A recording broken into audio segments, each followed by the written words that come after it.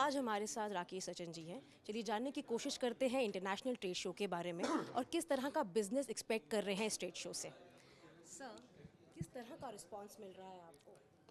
देखिए, international trade show का द्वितीय सत्र का आज चौथा दिन है और लगातार जिस तरह से लोगों का रुझान इधर बढ़ा है।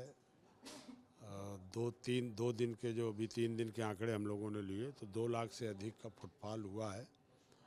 B2B की बैठकें हुई हैं, 70 से अधिक देशों के लोग यहाँ पर आए हुए हैं और पूरे देश दुनिया से भी लोग देखने आ रहे हैं कि कोई प्रदेश ऐसा है जो अपना इंटरनेशनल ट्रेड शो कर रहा है। आज हम लोग अपने ODOP के उत्पाद, अपने MSMEज के जितनी भी हमारी इंडस्ट्रीज हैं उनके उत्पाद को एक मंच के नीचे, एक छत के नीचे हम लोग उनको शोकेस कर रहे हैं। आज हमने 2550 स्टॉल लगाए हुए हैं 15 हालों में। आप जाके देखेंगी कि सब जगह आज पूरे हाल फुल चल रहे हैं। अभी 2 दिन आज और कल इसका समापन है।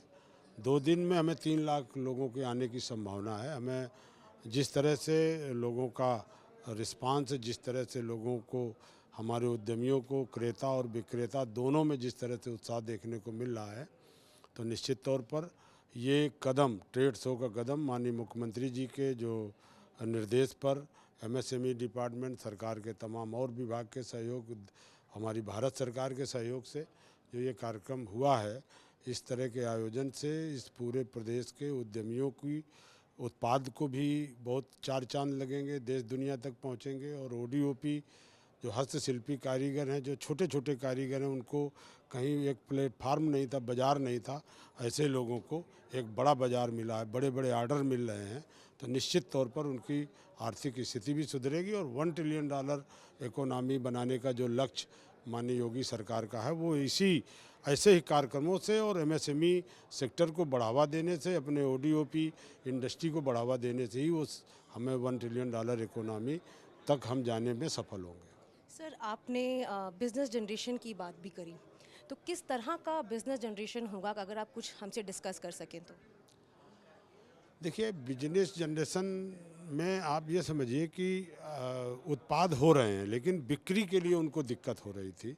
जो हमारा उत्पाद है वो कैसे बेचे, कैसे आगे बढ़े, और इसीलिए लोग इंडस्ट्री में कि हम बनाएंगे लेकिन हमारा बिकेगा कैसे, इसीलिए हम लोग निर्यात प्रोत्साहन नीति, MSME नीति, 25 ऐसे सेक्टरों की नीतियां हम लोगों ने बनाई हैं जिससे आम उद्यमी को लाभ हो रहा है।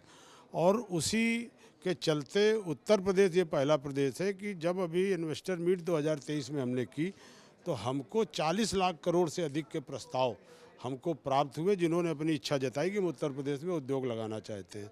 और उनमें से 10 लाख करोड़ के MOU को हम लोगों ने ग्राउंड ब्रेकिंग पर पिछले फरवरी में उतार दिया। 15 लाख करोड़ के प्रस्ताव हम लोग एकदम ग्राउंड पे उतारने जा रहे हैं। तो हम लोग अपने प्रदेश में उद्योगों की स्थापना करके लोगों को रोजगार भी देंगे। और अपने उत्तर प्रदेश में, चूँकि हमारा प्रदेश एक बड़ा प्रदेश है, 25 करोड़ आबादी का प्रदेश है, श्रम भी है, यहाँ बाजार भी है और निर्यात के लिए बहुत सारी संभावनाएं हैं।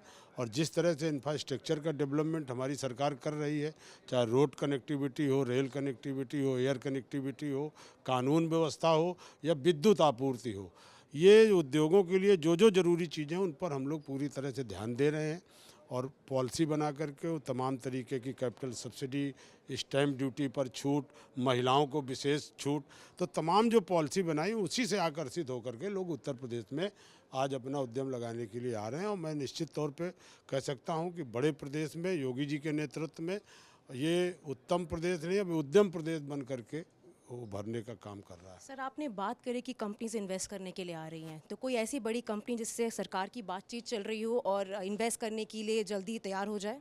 देखिए, बहुत सारी बड़ी बड़ी कंपनियां हैं इस देश की। अदानी ने, अंबानी ने, ये जो बड़े बड़े कंपनी के लोग हैं, इन्होंने अपना डिफेंस सेक्टर पे, कानपुर हो, आपके अभी लखनऊ में बड़ी बड़ी कंपनियों ने 40 लाख करोड़ के बड़े प्रस्ताव हैं। हमारे UAE से लेकर के, हमारी जब इन्वेस्टर मीट की बैठक थी तो 9 मंत्रियों की अध्यक्षता में विदेश भेजा था मुख्यमंत्री जी ने। सभी जगह जा कर के लोगों ने रोड शो करके वहाँ पर जो एनआरआई थे, हमारे भारत के लोग थे, उनको हम लोगों ने आमंत्रित किया। वो आए, उन्होंने देखा और बहुत सारा इन्वेस्टमेंट वो हमारे देश में ला रहे हैं। और आगे हम निश्चित तौर पर जो 40 लाख करोड़ के प्रस्ताव हैं उनको ग्राउंड पे उतारने पे सफल होंगे।